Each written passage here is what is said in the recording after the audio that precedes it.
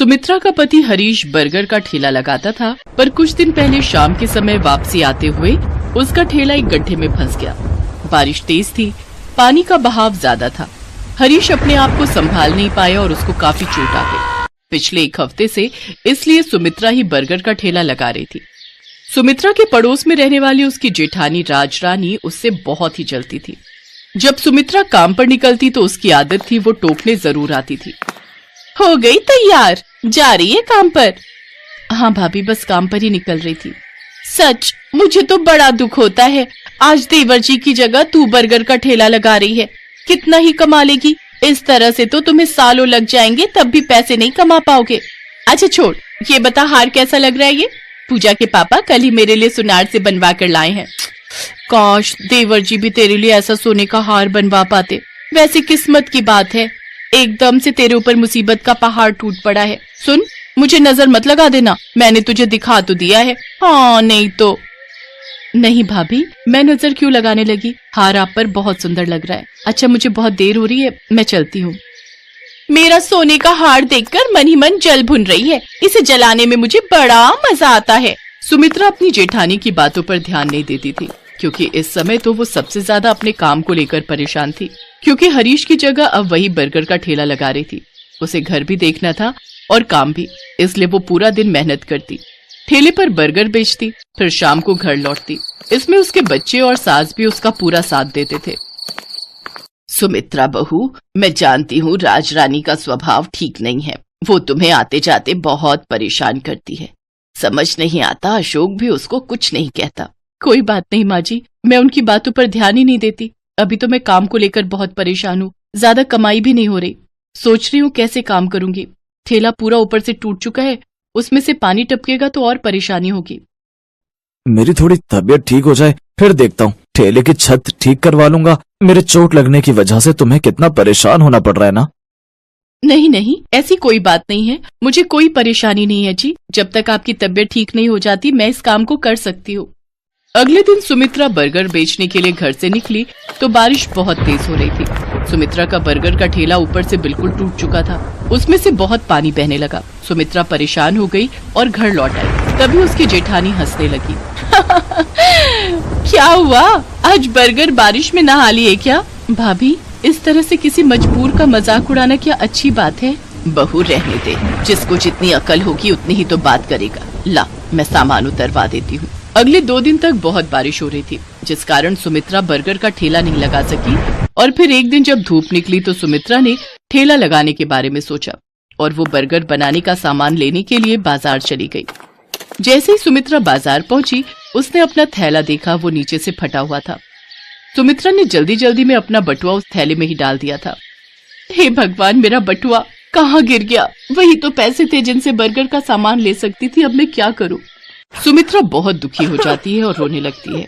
उसी रास्ते से एक साधु बाबा जा रहे थे। उन्होंने सुमित्रा को जब रोते हुए देखा तो वो उसके पास आए और रोने का कारण पूछा। उनके पूछने पर सुमित्रा ने उन्हें सारी बात बताई।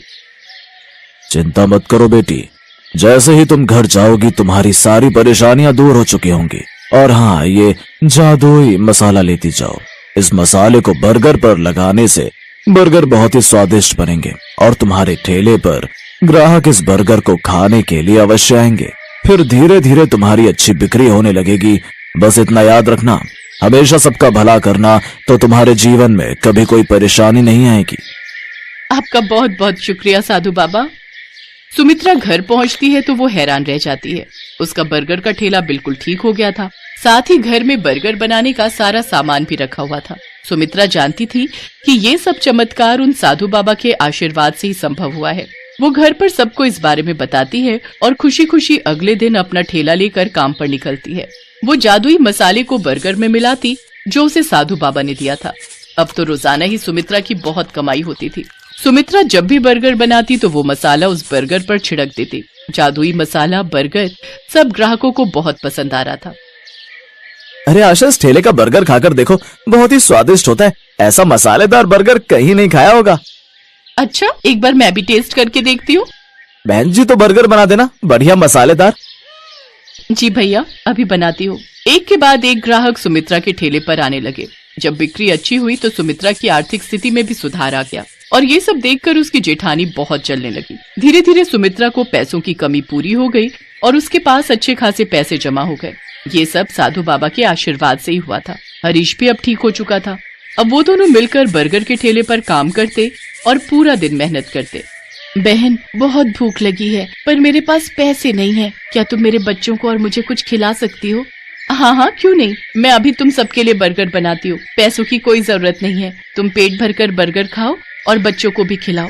मैंने आपके बारे में सही सुना था। मेरे जैसी बहुत सी गरीब आपके ठेले पर रोजाना आती है और आप उनसे पैसे नहीं लेते हो। ये बात मुझे किसी ने बताई थी, मैं तभी आपके ठेले पर आई थी। बहुत बहुत धन्यवाद। सुमित्रा की आदत थी कि वो बहुत सारे बर्गर ऐसे ही भूखे और बेसहारा लोगों में बांट देती थी। अब उसने अपनी जेठानी से भी बात करना बंद कर दिया, क्योंकि वो जानती थी कि उसके बुरे समय में उसकी जेठानी ने उसका बिल्कुल भी साथ नहीं दिया, हमेशा उसका मजाक उड़ाया। सुमित्रा और हरीश ने अब वो घर छोड़ दिया और एक नया घर बना लिया ताकि वो अपने परिवार के साथ सुकून और शांति की जिंदगी बिता सके।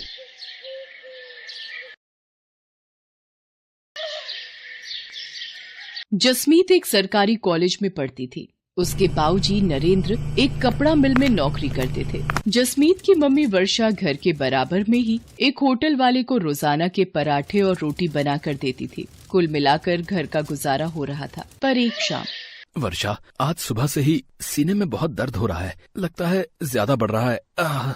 जसमीत, जल्दी आ, तेरे बाबूजी की तबीयत खराब हो रही है। बाबूजी, क्या हुआ? मैं ऑटो लेकर आती हूँ। जसमीत और वर्षा नरेंद्र को हॉस्पिटल लेकर जाती हैं। डॉक्टर नरेंद्र का ईसीजी करता है और उसमें कुछ कमियां आती हैं। अभी तो मैं कुछ दवाइयां लिखकर दे रहा हूँ। यदि इन्होंने ज्यादा अपने शरीर से काम लिया तो दिल की बीमारी भी हो सकती है और यकीनन आगे चलकर ये हानिकारक है। बाबूजी, अब आप कुछ दिन बिल्कुल काम पर नहीं जाओगे, बस घर पर आराम करोगे। पर जसमीत बेटा, अगर मैं काम पर नहीं गया तो मुझे तनख्वाह काट कर मिलेगी और मिल के मालिक मेरी जगह किसी और को नौकरी दे देंगे। पर बाबूजी, आपकी तबीयत भी ठीक नहीं रहती है, डॉक्टर ने आपको आराम करने के लिए बोला है। कुछ नहीं होगा बेटा, तू मेरी चिंता मत कर। वर्षा, मेरा रोटी का डिब्बा बांध दे, मैं चला जाता हूँ। पिछले 3 दिन से नहीं गया, इतनी छुट्टियाँ लेना मेरे लिए सही नहीं होगा। नरेंद्र काम पर चला जाता है। पर आओ नरेंद्र, इससे मिलो, ये नया वर्कर तुम्हारी जगह काम करेगा। वो ऐसा है कि मुझे पता चला है कि तुम्हारी तबीयत ठीक नहीं रहती है, इसलिए डॉक्टर ने तुम्हें बेड रेस्ट बोला है। हमारी मिल को तो ऐसे वर्कर की जरूरत होती है जो चुस्त हो, मेहनती हो और अच्छा काम कर सके। तुम्हारी तबीयत को देखकर मुझे नहीं लगता कि तुम ज्यादा दिन मेहनत के साथ काम कर पाओगे, और अचानक भगवान न करे तुम्हें कुछ हो जाता है तो बात हमारे ऊपर भी आ सकती है। तो इसलिए मैं तुम्हारा हिसाब कर रहा हूँ, तो तुम कहीं और काम ढूंढ लो।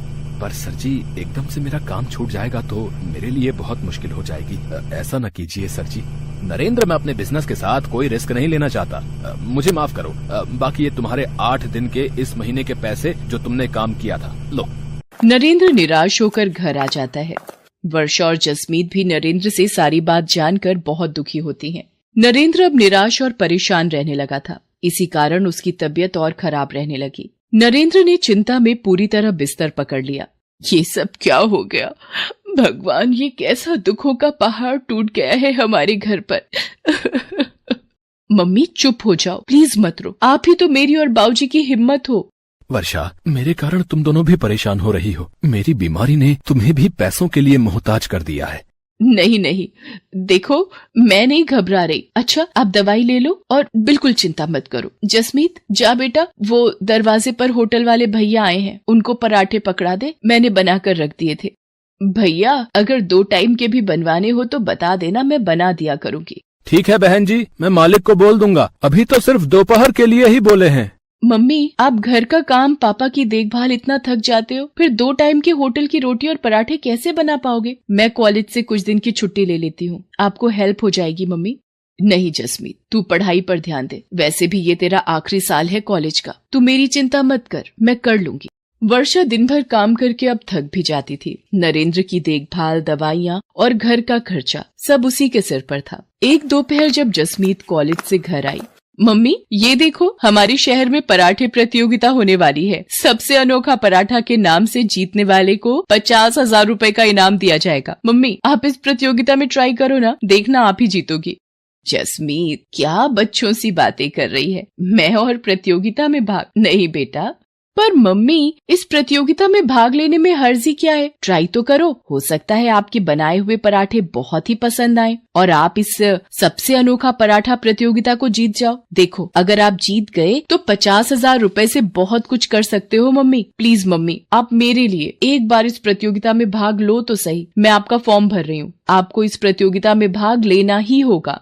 वर्षा, अगर जसमीत का मन है तो तुम प्रतियोगिता में भाग ले लो। जसमीत सही कह रही है। हो सकता है कि तुम प्रतियोगिता में जीत जाओ। जीतना हारना तो भगवान के हाथों में होता है, पर बिना भाग लिए हार मान लेना ये भी तो सही नहीं है ना। तुम्हें अपने हुनर को दिखाना चाहिए, छिपाना नहीं। ठीक है, अगर तुम दोनों कहते हो तो मैं इस प्रतियोगिता में भाग ले लेती हूँ। ये हुई ना बात मम्मी। पर आप कौन सा पराठा बनाओगे जिससे आप ये प्रतियोगिता जीत जाओ? ये सोचना पड़ेगा। एक्सक्यूज मी मैम, आपका पिज्जा ऑर्डर था इस पते पर? भैया, वो सेम एड्रेस हमारी पीछे वाली गली में है, वहाँ का ऑर्डर होगा। हमारी बैक साइड के घर का भी यही पता है। पिज्जा का नाम सुनकर तो मम्मी मेरे मुंह में पानी आ गया। गलती से वो डिलीवरी करने वाला भैया हमारे घर पर आ गया था। मम्मी, क्या आप पराठे को पिज्जा का लुक दे सकते हो? एक नए तरीके का पराठा? कोशिश कर सकती हूँ, तू मुझे पिज्जा में लगाने वाला सामान ला दे। जसमीत वर्षा को सारा सामान लाकर दे देती है। वर्षा अपनी मेहनत और कोशिश से एक पिज्जा पराठा बनाती है। मम्मी, ये पिज्जा पराठा तो बहुत ही टेस्टी बना है और देखने में भी कितना सुंदर लग रहा है। मम्मी, क्यों ना आप यही पिज्जा पराठा सबसे अनोखा पराठा प्रतियोगिता के लिए बनाओ? जसमीत की बात मानकर वर्षा प्रतियोगिता में पिज्जा पराठा बनाती है। प्रतियोगिता में बहुत से लोगों ने हिस्सेदारी की थी, पर वर्षा के हाथ का बना पिज्जा पराठा देखकर जज करने वाले शेफ बहुत ही चकित रह जाते हैं। दोस्तों, बहुत से पराठे देखे, पर ये पिज्जा पराठा पहली बार देखा। वर्षा जी ने इस पिज्जा पराठे पर लेयर बनाकर इसे बहुत ही खूबसूरत ढंग से प्रेजेंट किया है और खाने में भी ये बहुत ही स्वादिष्ट पराठा है। इसके लिए हम सभी जजेस की सहमति से वर्षा जी को सबसे अनोखा पराठा प्रतियोगिता की विजेता घोषित किया जाता है और ये 50,000 का नकद इनाम भी इन्हें दिया जाता है। रोहित, एक अनाउंसमेंट मुझे भी करनी है। वर्षा जी ने जिस तरह आज पिज्जा पराठा एक नए तरीके से यहाँ पर प्रस्तुत किया, ये देखकर मुझे काफी प्रसन्नता हुई है। मैं चाहता हूँ वर्षा जी मेरे साथ मेरे अपने कुकिंग टीवी शो में हिस्सा लें और मेरे शो का हिस्सा बने। इसी के साथ तालियों की गड़गड़ाहट के बीच वर्षा की आंखों में खुशी के आंसू आ जाते हैं। वो अपनी बेटी जसमीत को गले से लगा लेती है। थैंक यू सर, आपने मुझे इस काबिल समझा। आप लोगों का बहुत बहुत शुक्रिया। ये सब मेरी बेटी जसमीत और मेरे पति नरेंद्र की वजह से ही संभव हुआ है। इन दोनों ने ही मुझे प्रोत्साहित किया और मैंने प्रतियोगिता में हिस्सा लिया। आपका लाख लाख शुक्रिया प्रभु, आपने मेरी जिंदगी को एक नया मोड़ दिया है। Love you mummy. मेहनत और लगन से व्यक्ति अपने जीवन में बहुत कुछ हासिल कर सकता है और यही वर्षा ने कर दिखाया।